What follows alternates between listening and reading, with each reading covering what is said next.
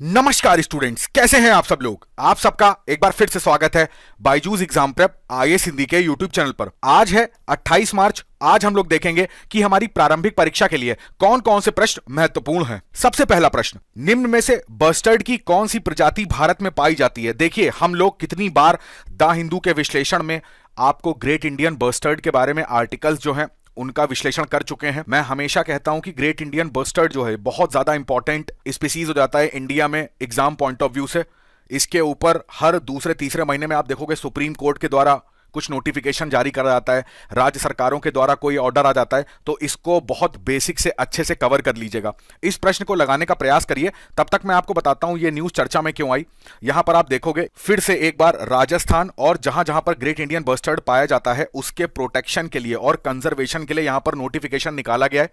Most important चीज आपको पता होना चाहिए, वाइल्ड लाइफ प्रोटेक्शन WPA जो एक्ट है 1972 का, उसके शेड्यूल 1 में इसको रखा जाता है। IUCN की बात करें तो इसमें भी क्रिटिकली इंडेंजर्ड श्रेणी में है, यानी कि गंभीर रूप से संकटाग्रस्त श्रेणी में।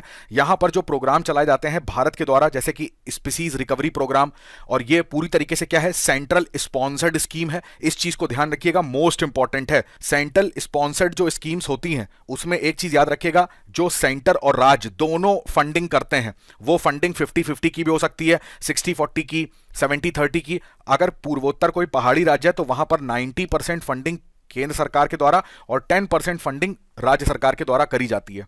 अब इनके ना ब्रीडिंग सेंटर्स बनाए जाते हैं जहां पर ये ब्रीड कर सकें, राजस्थान, गुजरात और महाराष्ट्र में। अगर करेंटली ब्रीडिंग सेंटर की बात करें तो आपको यह भी पता होना चाहिए, कोटा के अंदर, यानी कि राजस्थान की बात हो रही है, सोरसन करके एक जगह है, वहां पर इसका ब्रीडिंग सेंटर मिलेगा। और दूसरा आपको रामदेवरा में मिलेगा, ये आपको जैसलमेर में मिलेगा। ठीक है, दोनों ही मोस्ट इंपॉर्टेंट लोकेशन है, इनको ध्यान रखिएगा। एक टाइम था कि ऑल ओवर इंडिया में ग्रेट इंडियन बस्टर्ड पाए जाते थे, बट कई सारे कारण इसके पीछे रहे, जैसे कि ह्यूमन सेटलमेंट का होना, ब्रिटिश काल में इनका बहुत ज्यादा शिकार हुआ, कई बार फॉक्स या डॉग्स होते थे वो इनको खा लेते थे, इनके लिए जो जमीन होती है वो सिकुड़ती चली गई क्योंकि हमें मानव के लिए बस्तियां बनानी थी। ट्रांसमिशन लाइन इनका एक बहुत इंपॉर्टेंट कारण बन जाता है इनके डिक्लाइन होने का, क्योंकि इनको ज्यादा दूर तक दिखता नहीं है, तो ये जो हाई टेंशन लाइन्स लगी होती हैं इनके तारों में फंस के इनकी मौत हो जाती है। तो कई सारे कारण हैं इनकी पॉपुलेशन डिक्लाइन के, इसको भी आप याद रखिएगा। अगर भारत की बात करें तो भारत में आपको जो ग्रेट इंडियन बस्टर्ड है वो ग्रेट इंडियन बस्टर्ड के नाम से भी है। इसकी एक दूसरी प्रजाति बंगाल फ्लोरिकन के नाम से जानी जाती है, एक प्रजाति मैक्वीन बस्टर्ड के नाम से और एक लेसर फ्लोरिकन के नाम से। ठीक है, ये इंपॉर्टेंट चीजें हैं, इसको ध्यान रखिएगा। वापस अपने प्रश्न पे लौटते हैं। एक चीज और ध्यान रखिएगा कि राजस्थान में इसको गोडावन के नाम से जाना जाता है। तो ये जो मैंने फैक्ट्स बताए इनको कहीं पर आप नोट डाउन कर लीजिएगा। तो ग्रेट इंडियन बस्टर्ड एकदम सही है, लेसर फ्लोरिकन भी सही है, मैक्वीन बस्टर्ड भी सही है, सैंड ग्रॉस ये गलत ऑप्शन है। तो पहले 3 ऑप्शन हमारे पास सही है, तो हमारा यहां पर बेस्ट ऑप्शन हो जाएगा बी। अगला प्रश्न देखते हैं, परिवेश स्कीम से संबंधित है। निम्नलिखित कथनों में से कौन से कथन सत्य हैं आपको पता लगाना है, इसको करने का प्रयास करिए। अब यहां पर PIB का आर्टिकल था कि पर्यावरण मंत्रालय के द्वारा जो परिवेश पोर्टल बनाया गया था ना, इसके बारे में थोड़ा सा जान लेते हैं। तो यहां पर सरकार का मेन उद्देश्य था, जैसे आप पढ़ते होंगे, मिनिमम गवर्नमेंट और मैक्सिमम गवर्नेंस। ठीक है, यहां पर जो प्रशासन है उसको किस तरीके से और मजबूती दी जा सकती है। तो सेंटर की बात कर लें, स्टेट की बात कर लें या जिला स्तर की बात कर लें, तीनों ही स्तर पे कोई भी पर्यावरण को लेके क्लियरेंस होता है, या वो फॉरेस्ट को लेके हो रहा है, ठीक है, या वो इन्वायरमेंट को लेके है, किसी वन्य जीव को लेके कोई क्लियरेंस चाहिए, तो उसके लिए क्या होता था कि कई सारी जगह पर जाके आपको डॉक्यूमेंटेशन सबमिट करना होता था, बहुत लंबा प्रोसेस होता था।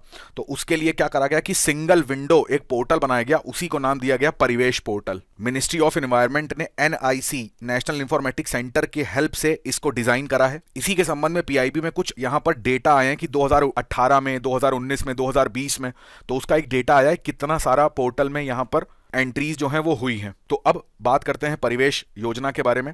तो वनो, वन्य जीव और CRZ जैसी सभी प्रकार की मंजूरी के लिए एकल पंजीकरण और एकल साइन इन शामिल है। यह कथन एकदम सही हो जाएगा। इस प्रणाली को वाणिज्य उद्योग मंत्रालय द्वारा डिजाइन और विकसित किया गया, बिल्कुल गलत। यह पर्यावरण मंत्रालय के द्वारा NIC की हेल्प से डिजाइन करा गया है। यह ई शासन के माध्यम से आर्थिक विकास सर्जित करने और सतत विकास को मजबूत करने के लिए एक ढांचा प्रदान करता है, एकदम सही। तो पहला और तीसरा ऑप्शन सही हो जाएगा, तो हमारा बेस्ट ऑप्शन हो जाएगा बी। अगला प्रश्न देखते हैं, राष्ट्रीय जलीय पारिस्थितिकी संरक्षण योजना, शॉर्ट फॉर्म में NPCA कहते हैं। ये आपके सामने कथन दे रखे हैं, ध्यान दीजिएगा, यहां पर गलत कथन की पहचान आपको करनी है, इसको करने का प्रयास करिए। ये भी PIB का आर्टिकल है। अब जो ये NPCA स्कीम है ना, इसके बारे में आपको जानना बहुत इंपॉर्टेंट है। देखिए, 1000 करोड़ रुपए कोई छोटी मोटी रकम नहीं है। यहाँ पर 1,000 करोड़ रुपए यहाँ पर सैंक्शंस करे गए थे। और किस चीज को लेके? 157 वेटलैंड्स जो हैं भारत में ना, वेटलैंड को आर्द्र भूमि कहते हैं, तो उनको किस तरीके से हम संरक्षित कर सकते हैं, प्लस पुनर्उत्थान किस तरीके से कर सकते हैं। यदि कोई मान लीजिए वेटलैंड है, अब वो संकटाग्रस्त श्रेणी में है, वो खराब होती जा रही है, दिन प्रतिदिन उसका नाश होता जा रहा है, तो उसको हमें बचाना है। प्लस जो ऑलरेडी ठीक वेटलैंड है उनका भी संरक्षण यहाँ पे करना है। इसी के साथ साथ यहाँ पर जो लेक्स होती है ना, उनको भी प्रोटेक्ट करने की बात यहाँ पर बोली गई थी। इस वजह से इस योजना को लागू करा गया। अब यहाँ पर लिखा हुआ है कि एनपीसी जो है वो केवल झीलों के लिए एक संरक्षण कार्यक्रम है। बिल्कुल गलत। झीलों के साथ साथ वेटलैंड के लिए भी है।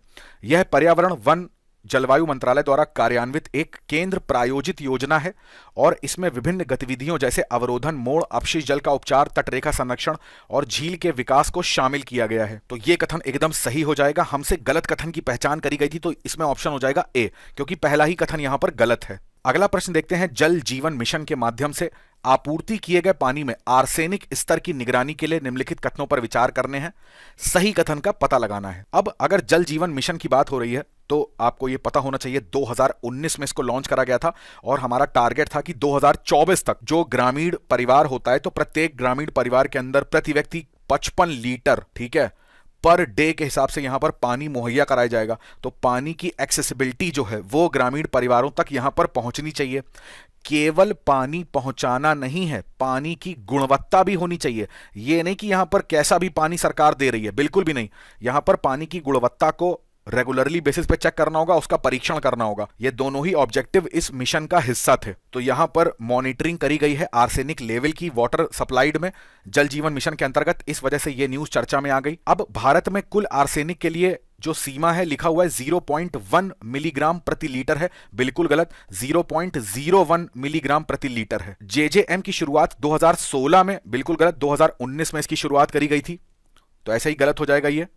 लंबे समय तक आर्सेनिक युक्त पानी पीने और भोजन करने से कैंसर और त्वचा की क्षति जैसे रोग हो सकते हैं। बिल्कुल सही कथन है ये। कौन से सही है यहां पर? तो केवल एक कथन सही है और वो है सी। 2008 की प्रारंभिक परीक्षा में एक प्रश्न आया था। आपके सामने 4 गैसेस दे रखी हैं, ये मिश्रण दे रखा है। इसमें से किस मिश्रण का खानों में, खानों का मतलब यहां पर माइंस है, खाने वाला खाना नहीं है, माइंस में अधिकांश विस्फोटों का कारण बनती है। अब आप इसको देखिए ध्यान से। मेरे ख्याल से इतना तो आपने पढ़ ही लिया होगा बेसिक की। आप ऑप्शन देखते ही इसमें टिक लगा देंगे। तो इसका बेस्ट ऑप्शन रहेगा सी, मीथेन और हवा। अब आप देखोगे जब भी खानों में खुदाई हो रही होती है, तो मान लीजिए नेचुरल गैस निकाल रहे हैं, तो सबसे पहले जो चीज मिलती है वो मीथेन होती है, ठीक है।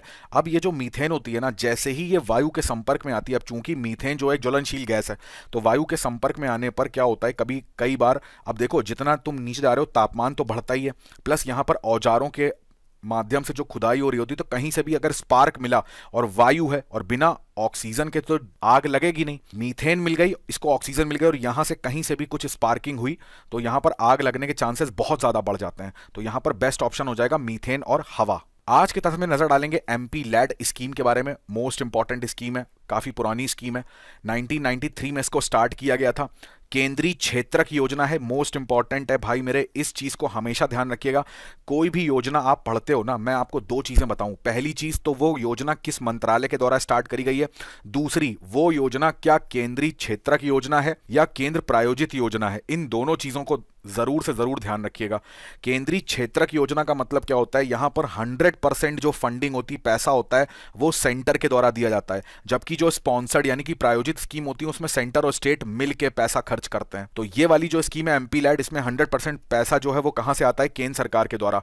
बेसिकली इसमें क्या करा गया ना, जो सांसद होते हैं ना, उनका अपना एक जो निर्वाचन क्षेत्र होता है, तो वहां पर कई बार ऐसा होता है कि देखो जैसे मान लो ये एक्स क्षेत्र है, अब यहां मान लिया पीने के पानी की बहुत ज्यादा असुविधा होती है, या फिर यहां पर कोई मान लीजिए स्कूल नहीं है, कॉलेज नहीं है, या फिर यहां पर मान लीजिए कोई हॉस्पिटल नहीं है। तो हर क्षेत्र की, अब मान लो एक्स वाई जेड ऐसे 3 क्षेत्र हैं, हर क्षेत्र की अपनी कुछ प्रॉब्लम्स होंगी, कुछ अवसंरचना इंफ्रास्ट्रक्चर ऐसा होगा जिसकी यहां पर बहुत ज्यादा डिमांड है और बट वो यहां पर है नहीं। तो इन सांसदों को एक छूट दी जाती है, एक चॉइस दी जाती है कि अपने अपने क्षेत्रों में ये क्या कर सकते हैं, ऐसा इंफ्रास्ट्रक्चर बनवा सकते हैं जो इनको लगता है कि यहां पर होना बहुत जरूरी था। इसके लिए पर साल इनको 5 करोड़ रुपए का जो निधि है वो इनको दी जाती है। अब ये निधि ना इनके अकाउंट में नहीं दी जाती है, ये निधि कहां पे दी जाती है, ये निधि मिलती है जो डिस्ट्रिक्ट अथॉरिटी होती है ना, इनकी जिला प्राधिकरण होता है, उसके पास ये निधि आती है। और उस निधि से ये सांसद अपने क्षेत्र में पीने का पानी, स्कूल, हॉस्पिटल, जो भी यहाँ की डिमांड होती है वहां पर इसका निर्माण, इस इंफ्रास्ट्रक्चर का निर्माण करवा सकते हैं। जैसा कि लिखा हुआ है पेयजल, एजुकेशन, हेल्थ, स्वच्छता, रोड बनवाना, तो इनमें से या इसके अलावा भी जो चॉइस होती है इन ये अपने निर्वाचन क्षेत्र में ऐसा काम करवा सकते हैं। अब आज की डेट में इसमें न्यूज़ निकली हुई है कि जो इनका डोमेन है ना एमपी लैड स्कीम का, उसको बढ़ाया गया है। बेसिकली क्या हुआ है, अब यहाँ पर मान लीजिए कोई सांसद है, उसको मान लीजिए पेयजल पे कुछ काम करना है, ठीक है, तो वो क्या करता था, जो मंत्रालय है उसका वेट करता था कि वहां से कब फंड आएगा, तब हम यहाँ पर योजना को स्टार्ट करेंगे। तो अब यहाँ पर क्या है कि कुछ कंडीशंस यहां पर लगाई जाएंगी और हर फाइनेंशियल ईयर की स्टार्टिंग में कुछ पैसा यहां पर पहले से ही अलॉट कर दिया जाएगा, ठीक है। अब इनको वेट नहीं करना पड़ेगा कि कब मिनिस्ट्री से पैसा आएगा तब हम यहां पर पेयजल करवाएंगे, तब हम यहां पर हॉस्पिटल बनवाएंगे, सड़कें बनाएंगे, नहीं, आपके पास हर फाइनेंशियल ईयर में कुछ पैसा दे दिया जाएगा, आप उस पैसे से यहां पर उस इंफ्रास्ट्रक्चर का निर्माण करा सकते हैं। बट यहां पर क्या है कि ऑनलाइन पोर्टल के अंतर्गत ये चीजें आपको यहां पर पूरा डेटा यहां पर रखना होगा, जिसकी मॉनिटरिंग होगी कि कहां पर वो पैसा आपने खर्च किया।